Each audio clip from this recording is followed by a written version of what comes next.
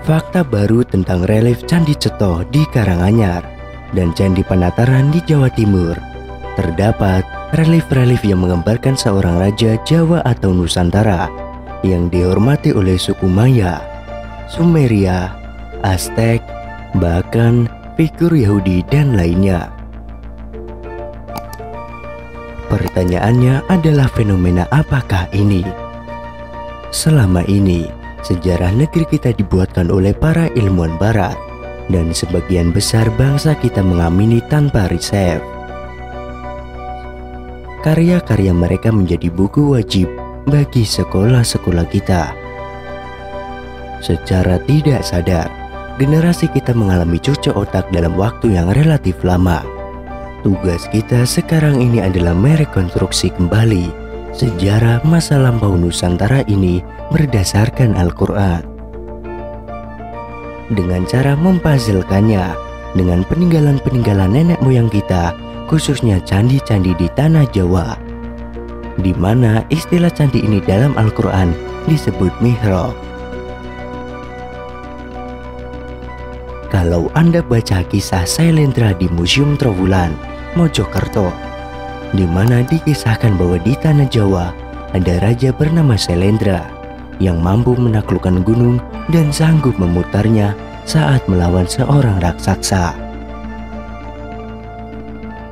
Dalam sejarah Islam sendiri, kita mengenal Nabi Daud dan satu-satunya nabi yang memiliki mukjizat sanggup menaklukkan gunung. Bahkan, Al-Quran menyatakan gunung diputar untuk Nabi Daud alaihi salam.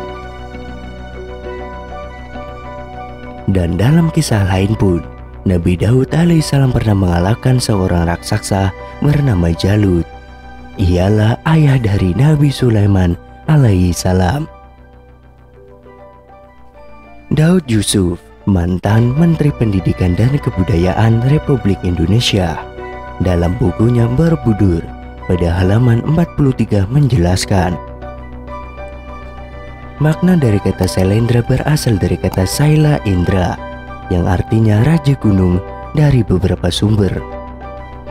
Makna Sailendra ini pun berasal dari kata Salin Indra yang artinya bisa menguasai atau berganti-ganti alam, yaitu alam manusia, alam jin, atau alam setan, alam binatang, dan lainnya.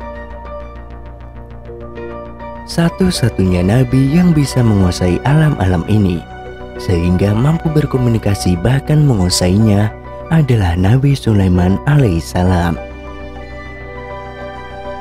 Dan Sulaiman telah mewarisi Daud dan dia berkata, "Hai manusia, kami telah diberi peringatan tentang bahasa burung dan kami diberi segala sesuatu.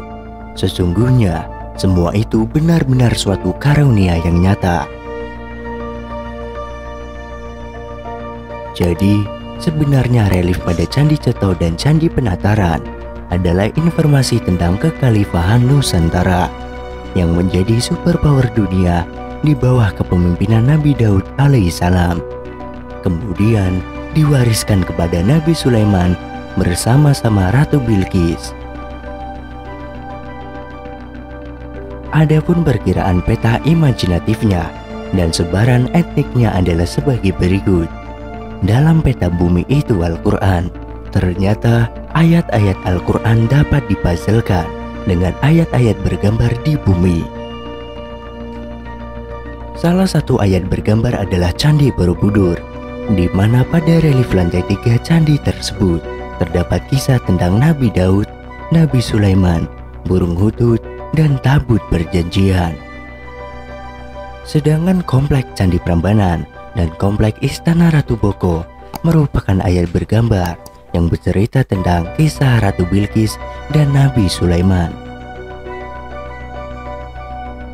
Menurut Pak Awang, Pak Agung, Pak Jimmy, Pak Sandos dari Yayasan Turangga Seta yang sedang mencari bukti bahwa Indonesia pada masa lalu pernah berbudaya sangat tinggi, berkebudayaan Atlantis, penakluk bangsa-bangsa seperti Afrika Utara, Timur Tengah, Amerika, atau India.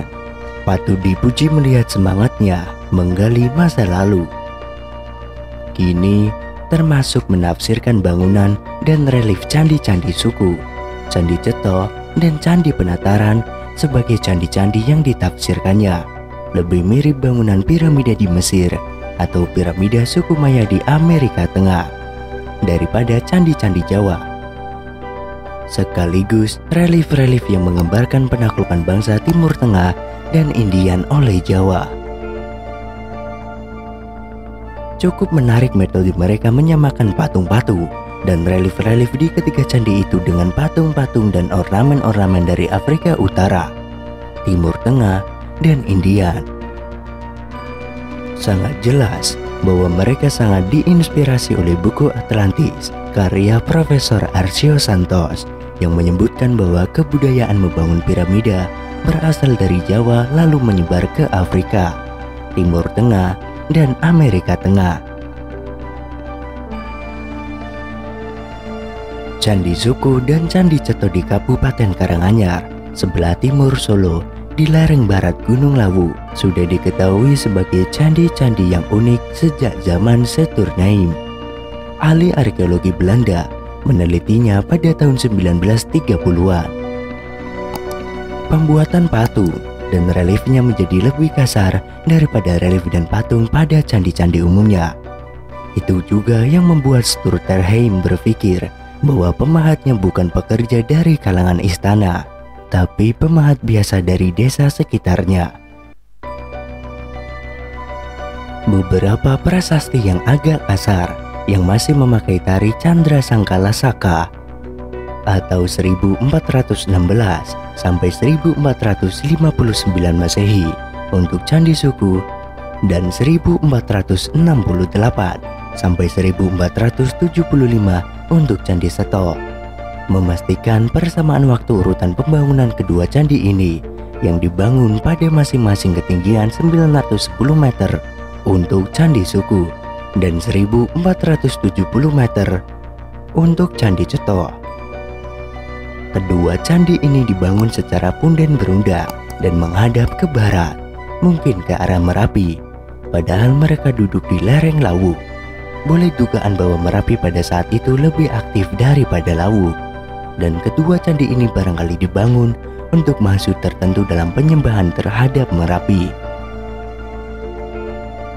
Tidak usah heran mengapa pembangunannya menggunakan batu andesit. Sebab memang di lereng Gunung Lawu banyak material itu. Seperti halnya candi-candi di Jawa Tengah, Gunung Lawu berada di perbatasan Jawa Tengah dan Jawa Timur. Dan kedua candi ini dibangun di wilayah Jawa Tengah, sehingga masih memiliki sifat-sifat candi Jawa Tengah yang dibangun dengan batu gunung. Meskipun struktur bangunannya berbeda dari umumnya candi-candi yang ada di Jawa Tengah, juga berbeda dari candi-candi Majapahit di Jawa Timur, meskipun dibangun pada zaman Majapahit.